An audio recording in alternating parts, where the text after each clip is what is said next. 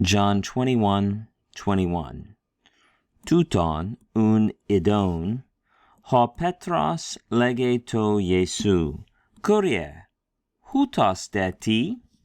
Remember that before this, Jesus has predicted to Peter how he will die, the manner of his death, and then Peter sees John, the beloved disciple, following Jesus, and we read, so when he saw this one, and here we have the near demonstrative pronoun referring to John, the beloved disciple.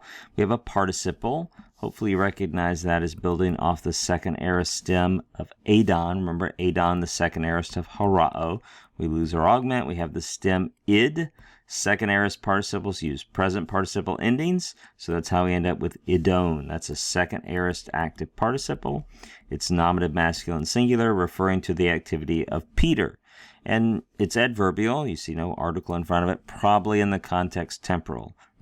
So when he saw this one, that is when he saw John, obviously with a little bit of a causal sense as well, right? Because he saw him. When he saw him, Peter said, narrative present there, said to Jesus, Lord. Notice that's the vocative form, the case of address. And we're going to go super literal here. What does it say? It says, but or now this one what?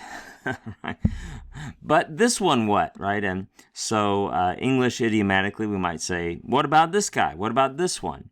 And we're probably right to understand there's some implied form of genomai in here, what will become of this one or something like that.